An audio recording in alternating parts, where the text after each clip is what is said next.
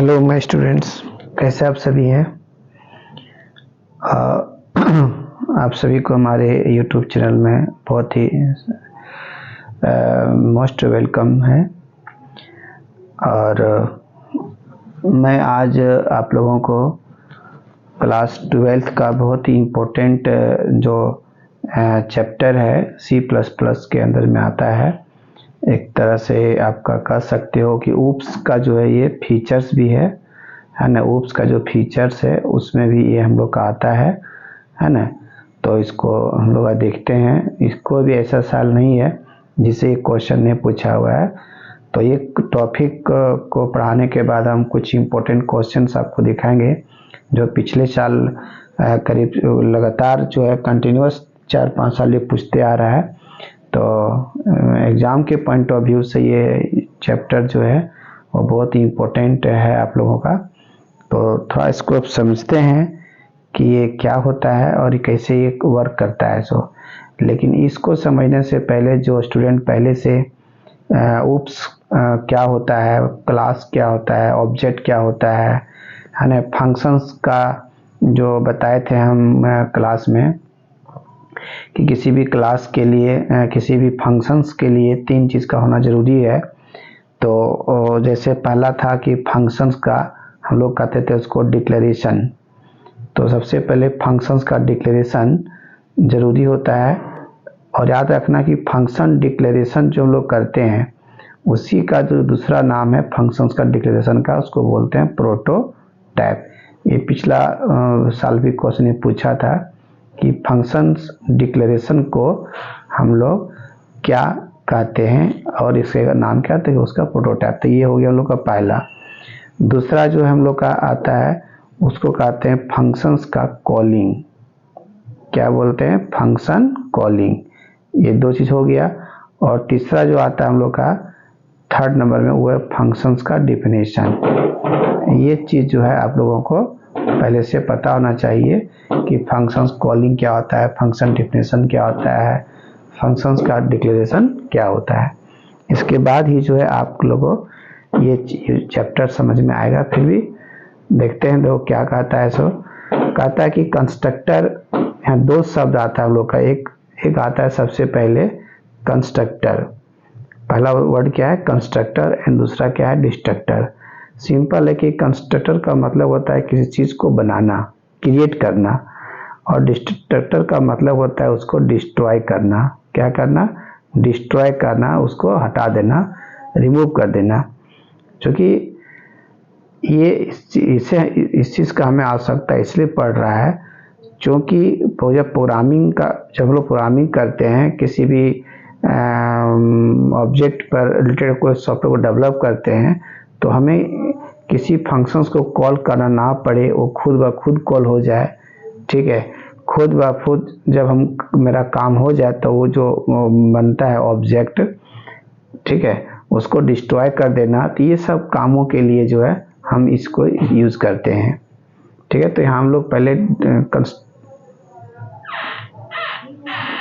हम क्या पढ़ेंगे? कंस्ट्रक्टर। उसके बाद हम क्या पढ़ेंगे?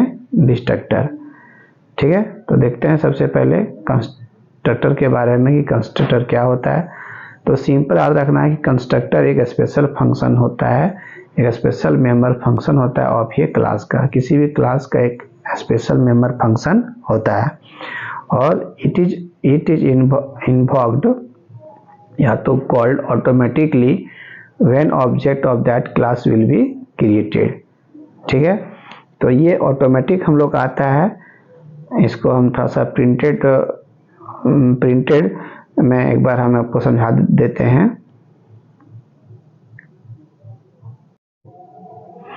तो जैसा कि यहाँ पर देखो दिया हुआ है, इस तरह से पूछ सकता है एग्जाम में कि write the characteristics of constructor, है ना।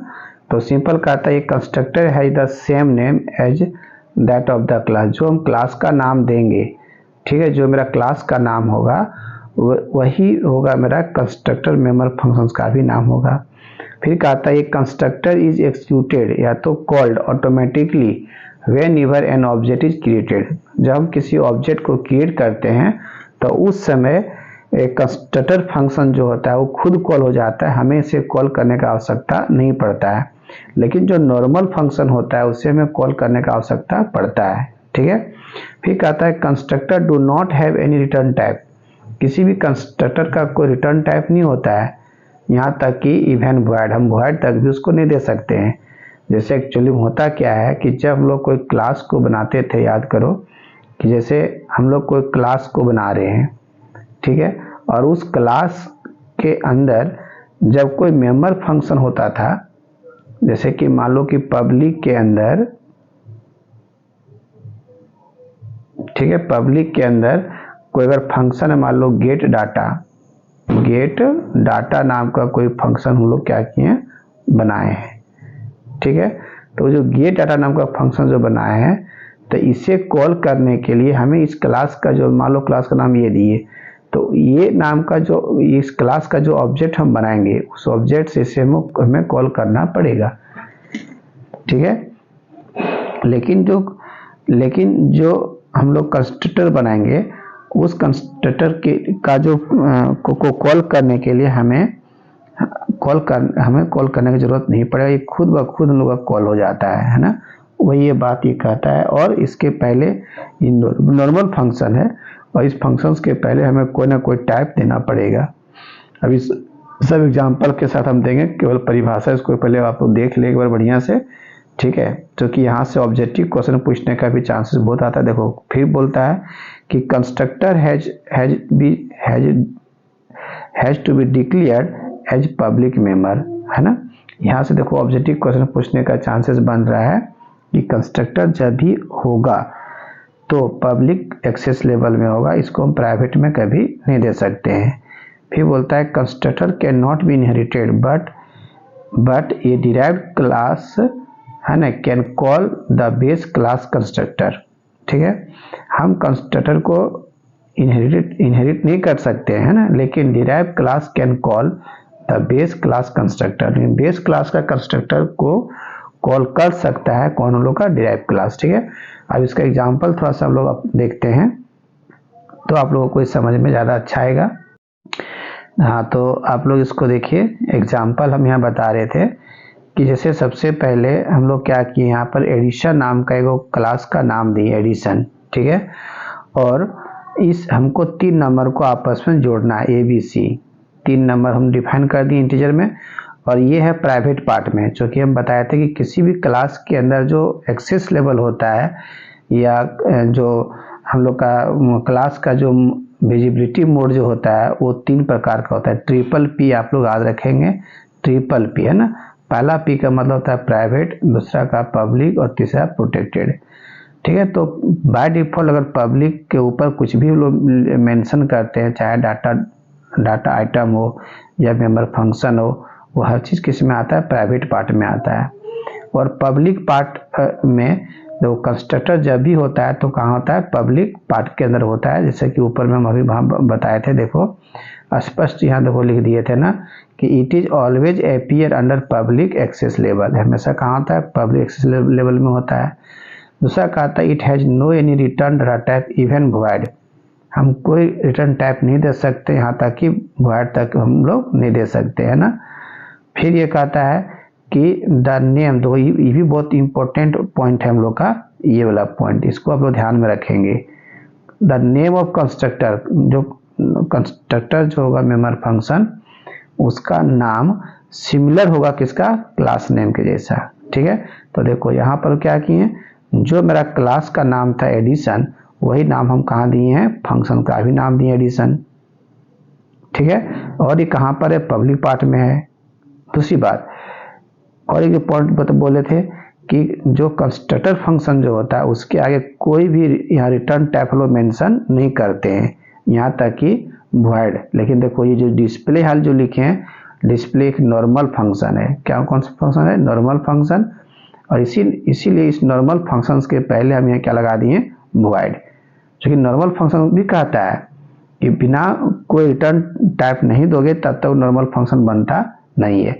तो एक साल 2016 या 17 में क्वेश्चन जो पूछा है ना, हम दिखाएंगे अभी आप लोगों को कि what are the difference between normal function and constructor function कि नॉर्मल फंक्शन में और कंस्ट्रक्टर फंक्शन में दोनों में डिफरेंस क्या है।